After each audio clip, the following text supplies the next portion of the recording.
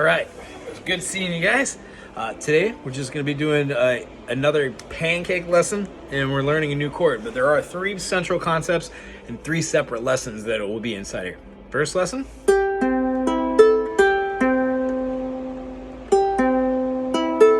that we're in tune.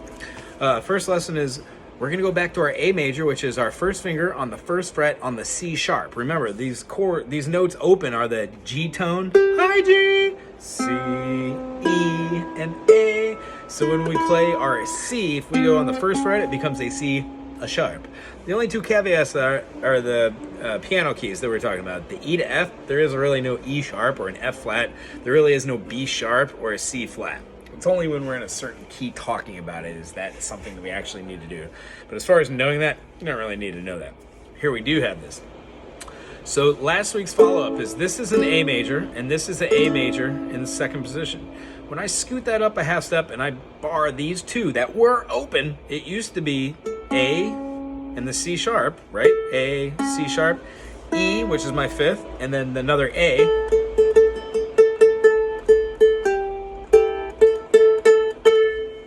Those 2 should be in unison.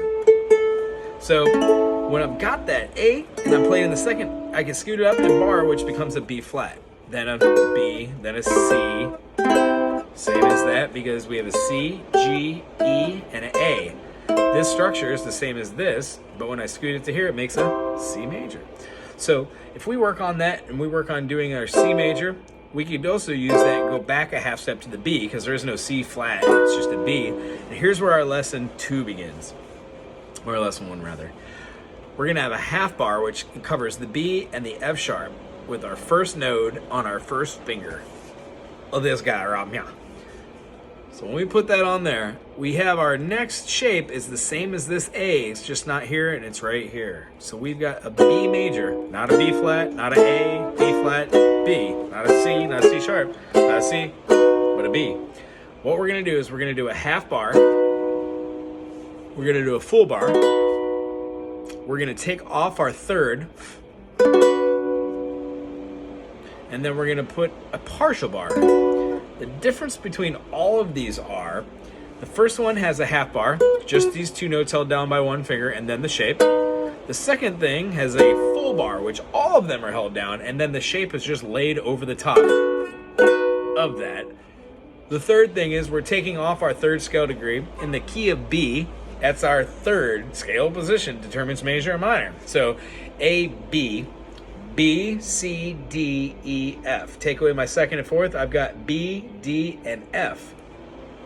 Just so happens in the key of B, I've got 5 sharps, which means I've got a B, C sharp, D sharp, E, F sharp, G sharp, and A sharp. So when I say D and F, I actually mean B, D sharp, and F sharp. So when I play this, you'll notice that this is a B, my finger's covering the F sharp. This is a E flat or a D sharp, and then this is just a unison of that. All right, so our B major incorporates all this. When we flatten our 3rd scale degree, we're flattening our D sharp to a D. Notice how I'm playing these 3 and then this one right here to give me a minor. I'm missing that note now, which was the D sharp. So when you change the 3rd scale degree in any chord, any triad that we have, even if it's G major, you change that F because G, A, B, C, D, that B that we feel right here is gonna be a B flat, which gives us a G major to a G minor. So any chord, C major, C minor, C sharp major, C sharp minor.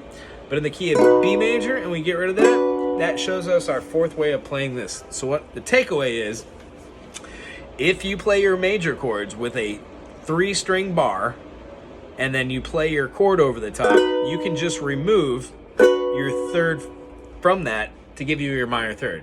But if you don't play that way, you're gonna have to move this finger down for that minor. Either way, you know the difference now between major and minor because of that half step movement for that minor 3rd. So here's our study. 1, 2, 3, 4. 1, 2, 3, 4. 1, 2, 3, 4. 1, 2, 3, 4. 1, 2, 3, 4. 1, 2, 3, 4.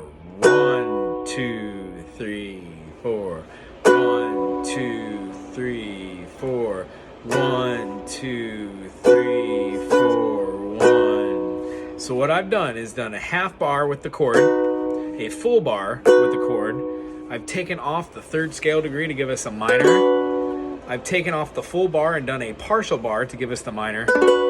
And then I lay on the third to make it a major, but I'm keeping my finger on the partial bar, thusly giving me the opportunity to play majors and minors, and it teaches my hand with muscle memory. After just doing that, my hand hurts right now. All right.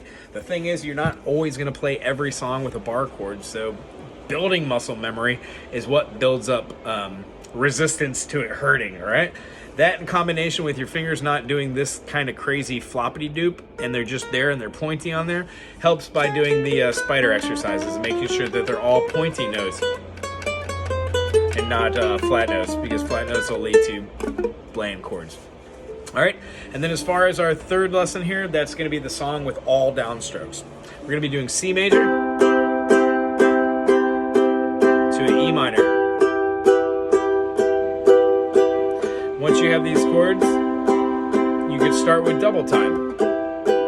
Or since these are all quarters, it would actually be eighth notes, but you're just not doing down, up, down, up, down, up. It's much easier to control down, down, down, down, down, down, down, down, down, down, down, down. Eleanor Rigby picks up the rice in a church where a wedding has been. Lives in a dream, E minor. C major, E minor. Here's the E minor with a seventh over the top, so your pinky's going to hit the fifth fret.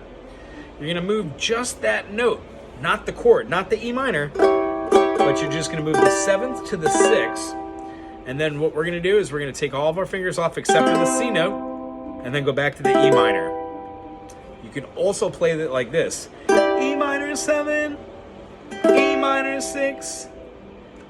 Take my pinky off and bar with this note, and then go back to that. Either way, it's the same chord structure. Ready? From the second verse. E minor. Alright? Try and get those down, down, downs, and when you do your E minor with the E minor 7, make sure that that whole chord doesn't shift. You're just shifting the 7 to the 6. Then even to the 5, but you don't do that. That's improper. You want to go down or just relieve yourself of the whole thing. I hope all that made sense. If not, put in the comment section. I'll get back to you. It was great seeing you too. I noted on May 2nd, whatever, the first Wednesday of the next month, you will not be here. We'll push that over. Okie dokie. It's good seeing you guys, and we've got 2 more lessons before then. We'll be fine. But thank you for the heads up and great notice. Aloha.